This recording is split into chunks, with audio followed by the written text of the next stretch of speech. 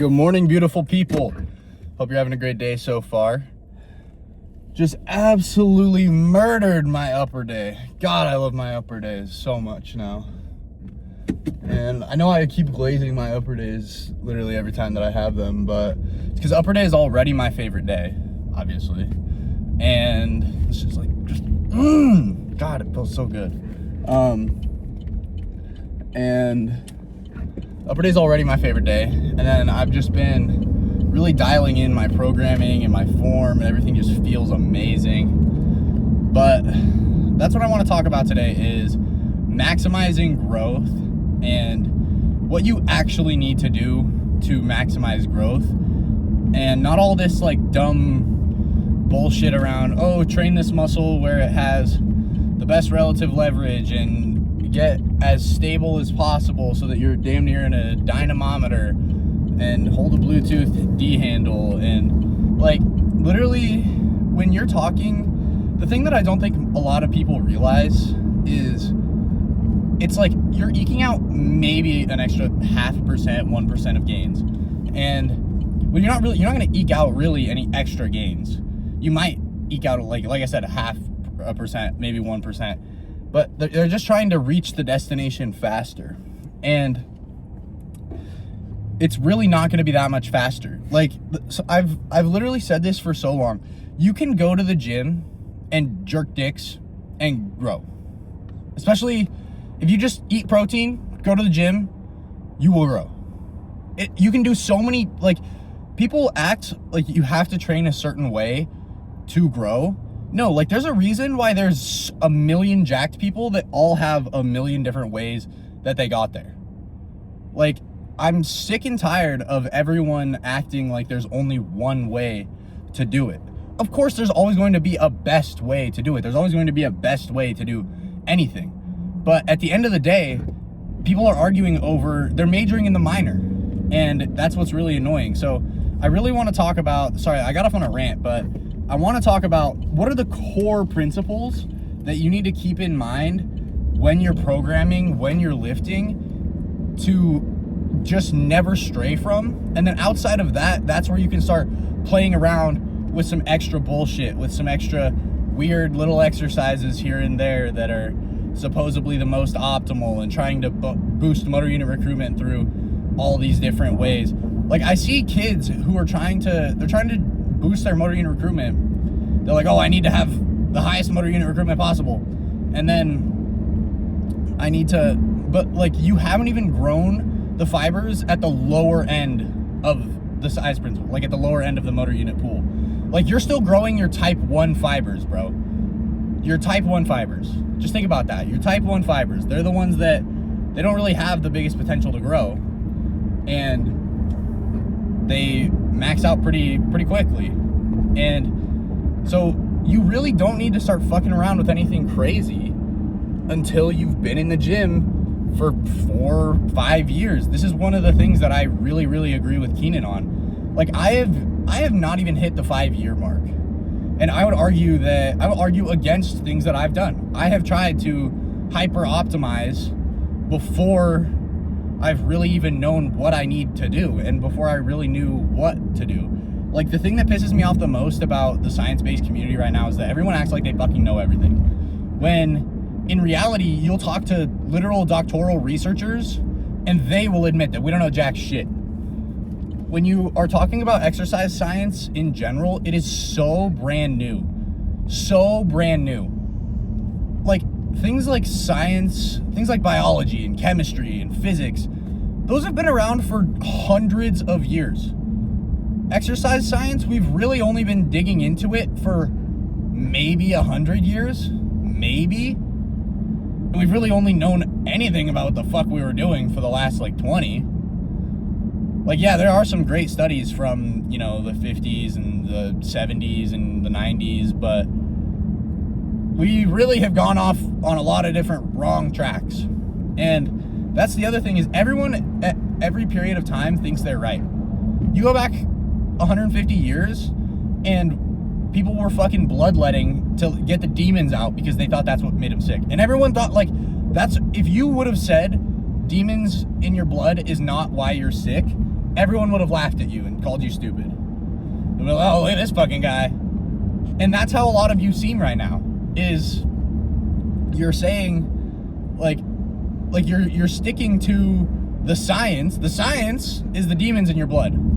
And the whole nuance of theoretically and probably, the way that you can tell if someone is actually based in evidence, based in science, is how much conviction they have to whatever they're saying, right? If they're saying this is the best way to do it, this is the only way to, if they're saying this is the only way to do it, then they just unfollow, fucking block, don't ever listen to them again. But if they're saying, if they're using a lot of conviction with something, that just, it always has to be a probably or a most likely that needs to preface whatever the fuck they're talking about. And oh my God, I just keep ranting. This is supposed to be about how to fucking maximize muscle growth. Anyways, I'm done with my rant. Let's get to maximize muscle growth. These are the core principles that you need to stick to, right? You do these things, you will get big, even if you fuck up a bunch of the little things along the way. And the first one, and probably the most obvious one, is train hard. Train hard. Simple as that. You want to get into the science of, oh, you need to get high motor unit recruitment to access the larger muscle fibers at the end of the motor unit pool. Henneman's size principle is probably the most bulletproof theory that we have in exercise science. And so yeah, train hard. Go to at least, at a minimum, 2 RIR. If you are in your first year, 2 years of lifting, don't fuck with RIR. Period. Just go to failure. Because you probably are going to be able to push that failure point farther if you just train hard. And especially when you're in your, people always think that they think that more trained lifters can recover better. That is not true at all. Think about what I was saying earlier. You are still growing your type 1 fibers. Your type 1 fibers are meant to be used all the time. Right? Like those are the fibers in your legs, for example. Those are the fibers that you use for walking. So they have the protective mechanisms in place so that they can fucking keep you going. They're supposed to be used a lot. So they have protective mechanisms in place. They recover a lot faster. They are more they have more mitochondria, so they're better at clearing out, and mitochondria just clear out calcium from the cells. If you don't know, calcium is basically the big bad for hypertrophy. It comes in, you need it to contract your muscles, but you also need to get rid of it. And that's what mitochondria do, is once the calcium comes in and helps with the contraction, because the calcium, it's an electrolyte, that's how you turn the electrical signal from your brain into a chemical signal, which is the process of contracting your muscles. Now, your mitochondria are supposed to clear it all out. They don't do that. They do clear it out, but they don't clear all of it out. And the less densely populated the cell is with mitochondria, the more susceptible it is to damage because it can't clear all the calcium ions out. That is where you have your glycolytic fibers, your type 2 fibers, and type 2A and type 2X. So these are the fibers, your fast twitch. Sorry, I'm using big words. Fast twitch, slow twitch. That's type 1 and that's type 2. So type 1 is your slow twitch and type 2 is your fast twitch. So your slow twitch fibers, they recover faster. They can clear out more calcium. Your type 2 fibers, they recover a lot slower because they can't clear out. They're not as good at protecting themselves because they're not supposed to be used all the time, right? That's why Henneman's size principle comes into play. That's why when you go to lift a coffee cup, you don't fucking punch yourself in the face because you're activating your smaller fibers. You're not activating the largest fibers. Your type 2, your fast twitch fibers, those are the largest fibers and they have the most potential to grow. So if you're activating those every time you're doing anything, like you punch yourself in the face every time you went to drink a coffee because you're that'd be activating my fucking the biggest elbow flexing fibers that I have. And that's not what you want to do. Your body's built for efficiency. Anytime you think about just physiology in general, think about efficiency. Your body's just trying not to die. At the end of the day, your body is trying to maintain homeostasis or balance, stay alive. So, train hard as fuck. Especially when you first start, because you're growing your type 1 fibers. Those are the ones that you're using. You can't even reach, you essentially have a cap on motor unit recruitment when you are in your first couple of years of training, and then you can push that up. You can recruit those higher motor units, but you literally can't even fucking touch them when you first start. It's called a motor unit deficit, or motor unit recruitment deficit. So you can't access those highest fibers yet, because you still need to grow the ones below it. Henneman's size principle, again, it's damn near bulletproof. So train hard as fuck, because you can recover better. As you get more advanced, that's where you can start playing around with, okay, now I'm going to do 1 to 2 RIR. Not only because are you using your type 2 fibers, your fast twitch fibers, that are going to take longer to recover, but also because now you actually know what the fuck failure looks like. People are parroting and saying, oh, well, look at this study where they did 4 RIR and they grew the same as the group going to failure. And it's like, yeah, these are trained subjects. And at the same time, this was 8 weeks. This was 12 weeks. Right? Like, you can do RIR training for 12 weeks and you won't really have to move. And at the same time, they have fucking researchers calculating how much weight they need to be using.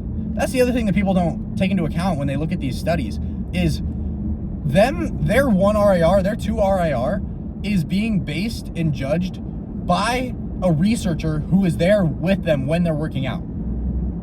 And they're deciding if they're going to this RIR. You are just you. That's all you have to decide, oh, did I have 1 rep in the tank? Oh, did I have 2? Like, just go to failure. Go to failure. It's not going to be this insurmountable amount of fatigue from going to failure, especially if you're in your first 1 to 2 years of training. Past then, and then once you know what failure feels like, because that's the thing that I always say is, how the fuck are you supposed to know what 2 reps away from failure is, what 1 rep away from failure is, if you've never gone to failure? You just won't. And we also, everyone with all these fucking studies that they're parroting and that they're just regurgitating abstracts from, have you looked at the literature around gauging RIR and how dog shit people are at it? They're terrible. People are not good at gauging their RIR. And for anyone that doesn't know, I should have clarified, RIR is just reps in reserve. So it's how many reps away you are from failure. So 0 is failure. That is, you reach task failure. You could not get any more reps. And now this is where there's a little bit of a debate of like, okay, so if I do a partial rep, is that 0 RIR or is that a negative RIR? Well, no. You could argue either way. It's just a semantics issue. So I personally define 0 RIR as you could not get another rep up. So if you did fail, if you went for another rep and you failed, that is 0 RIR. If you finish a rep, I don't think that you need to get that last partial in, because that is going to be an extremely fatiguing rep. So if you finish a rep and you're like, there's no way in hell I'm getting another one, that is 0 RIR. And then if you go for a rep and you get a partial, that is also 0 RIR. Just keep it simple. And because at the end of the day, it's just fucking semantics. It's just fucking semantics. But anyways, that's the first principle. Train hard as fuck. Train hard as fuck. Again, going back to, there's a million jacked guys and there's a million different ways to train. When you look at what they have in common, they're training hard as fuck. They're literally, like, I'm not saying that you need to be Tom Platz and like crying and screaming on a fucking leg extension. But yeah, you need to be going hard. You need to, like, there's a reason why motor unit recruitment is called like perception of effort, because you gotta be fucking putting in some effort. So go hard as fuck. That's my first one. My second one is train with at least 2 times frequency. At least, right? I am in the camp that more frequency is going to be better. You can argue either way. There's not a lot of evidence. I think theoretically it's going to be better. We know that 2 is better than 1, and we know that 3 is better than 1, but we don't have really any studies that compare 2 and 3. So from that, you can draw a pretty logical conclusion that 3 is going to be better than 2. Now you can get into the MYOPS data. MYOPS is just myofibrillar protein synthesis, and yes, MYOPS is going to be elevated longer if you're doing more volume. So that's where, and it's going to have a greater spike from the more volume. So that's where it gets into the mud of, is 2 better than 3 or is 3 better than 2? At the end of the day, who fucking gives a shit? We know that they're both better than 1. So do something at least 2 times a week. Do upper lower. Don't do anterior posterior. I'm an anterior posterior hater unless you really fucking like it. At the end of the day, do whatever the hell you want. Who am I? But do upper lower. Do fucking push pull legs if you want. I don't give a shit. Do push pull legs. Like, if you want to be in the gym 6 times, like, personally, if you want to be in the gym 6 days a week, you could do push pull legs off. Or you could just do upper lower off. So then you're getting in 3 times frequency, and you get to go to the gym 6 days a week. So if you're addicted to the gym like me, that's what I do. I do upper lower 6 times a week. I've done push pull legs, I've done push pull legs off, and I'm not the biggest fan of it, to be honest. I like upper lower better, because I get that increased frequency. And not only is it because I subscribe to the theory that 3 times frequency is going to be better than 2 times frequency, it is also because I want to hit my favorite muscles 3 times a week, bro. That's another thing that everyone's arguing about. And, you know, the fucking, you're going to get called an enjoyment cell. Who gives a fuck what you're called? Who gives a fuck about anything, what anyone else thinks? Like, I love hitting some back. I love hitting some buys. So why the fuck would I not go in and want to hit them 3 times a week? Why would I want to limit myself to hitting them 2 times a week? Anyways, 2 times a week frequency minimum. 3 if you like. And so those are our first 2 things. Train hard as fuck, at least 2 times frequency. And third is order your exercises. Actually, I don't even think that's that's not even a necessary thing for growth, because you'll grow no matter how you fucking order them. But do adequate volume per week, right? So the first set is going to be the most stimulating. How much the second set drops off depends on which meta-analyses you're looking at. So if you're looking at Pelland, it's about, I believe it's 40%, or no, 60%. Yeah. If you look at Pelland, it's around 60% as stimulating. If you look at the Schoenfeld, it's about 40, I think. I haven't looked at those meta-analyses in a while. But essentially, it's about half. And so that first set is going to give you a lot. So yes, you will grow from just doing 1 set 3 times a week. But if you're in the 2 times a week frequency, you should probably be doing 2 sets of whatever you're doing. And so doing your weekly volume, get at least 4 sets per week of a muscle group. And the second thing is train every joint action of that muscle. If you want to maximize growth, train every joint action. And every major joint action, I should specify. I am not a supination believer. Don't fucking waste your time training supination of the biceps, right? But train the major joint actions. I do think that you can bias the regions of the lats. I agree. I've seen the data. Don't fucking quote me on the brown paper. Okay, I know that I know that the EMG, it's funny, everyone loves EMG until it's inconvenient for them to love EMG. But I know that it doesn't seem from the one outcome paper. That's the other thing. We have one fucking outcome paper that looks at the lads. And everyone's like, you can't bias them. And so I'm like, but they have 2 different joint actions. And even if you can't, just fucking train them. Why not? Why not just do 1 set of each? Like, everyone acts like that's an insane thing to do. You literally don't even have to leave.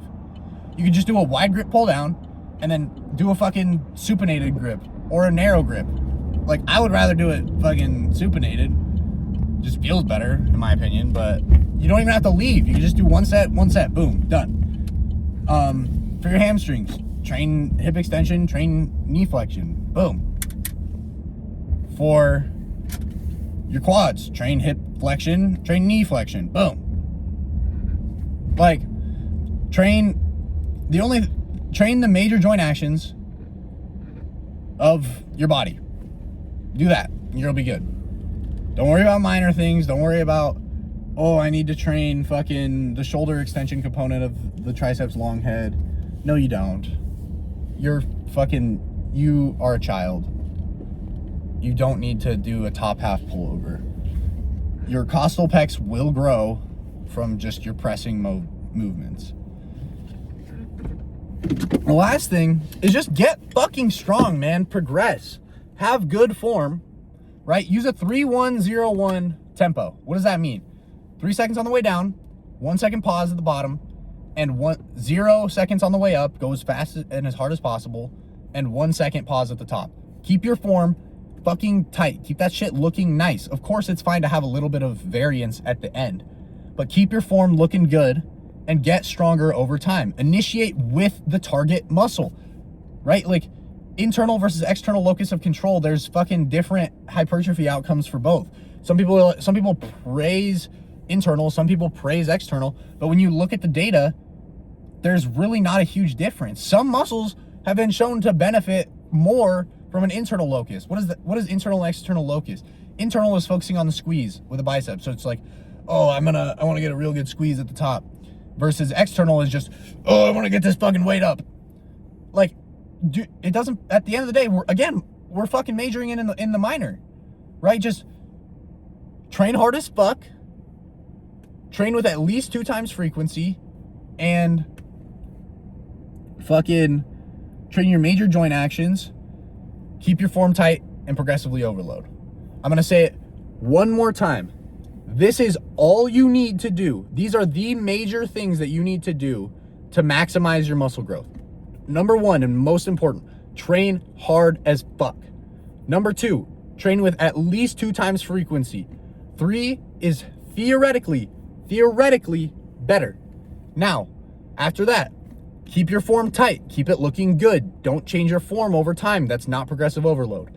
And the last one is progressive overload. Get stronger. Get strong as fuck. You ever seen anyone that can bench 350 pounds, squat 450, deadlift 900? You think that person's gonna be jacked? Yeah, they're gonna be pretty fucking jacked. Anyways, that's my rant. Hope y'all learned something. I don't know. I got to get some shit off my chest. Peace out. Love y'all.